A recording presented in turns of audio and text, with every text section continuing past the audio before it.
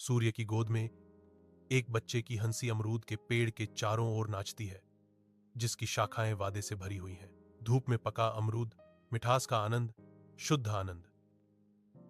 पेड़ एक उदार प्रदाता, फल से भरपूर है, जो प्रकृति की असीम प्रचुरता का प्रमाण है। सुनहरी रोशनी में नहाया हुआ, खुशी मुझसे विकीर्ण होती है।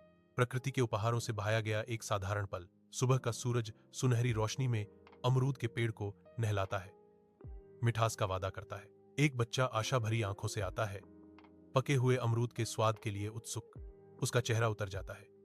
निराशा की छाया उसकी पहले की प्रत्याशा की जगह ले लेती है।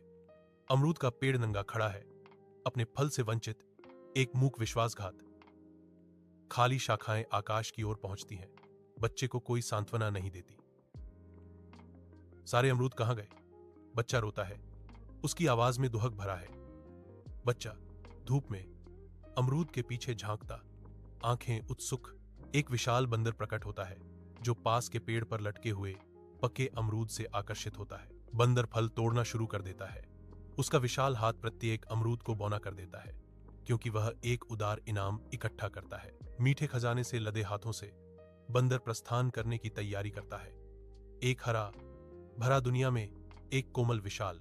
बच्चा चुपचाप विस्मय से देखता है, क्योंकि बंदर पत्ते में गायब हो जाता है, जिससे आश्चर्य की भावना पैदा होती है। विशाल घास के मैदान में एक शिशु कोआला खुले मैदान में दौड़ता है। उसकी हरकतें युवा उत्साह से भरी हैं। चंचल कोआला एक अदृश्य खुशी का पीछा करता है। उसका छोटा रूप हरे विस्तार के खिलाफ ऊर्जा का विस्फोट है। अंतिम छलांग के साथ शिशु कोआला ऊंची घास के बीच बसे एक छोटे विचित्र घर में गायब हो जाता है। जिज्ञासा जागी। एक बच्चा झिझकते हुए घर के पास जाता है। उसकी आंखें आश्चर्य और प्रत्याशा से भरी हुई हैं। बच्चा सावधानी से अंदर झांकता है।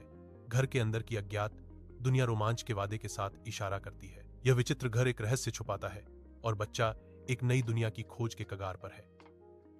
बंदर बाड़े के अंदर एक बच्चा देखता है, मोहित होकर, जैसे एक बंदर धीरे से अपने शिशु को एक पका हुआ अमरूद खिलाता है। बच्चे पर करुणा की गहरी लहर छा जाती है। आंसुओं से उनकी आंखों में धुंध छा जाती है। ये क्रोध या दुख के आंसू नहीं है, बल्कि गहरी समझ और सहानुभूति के हैं। बच्चा समझता है, बंदर ने द्वेष से नहीं, बल्कि अपने बच्चों को पोषण देने के लिए चोरी की।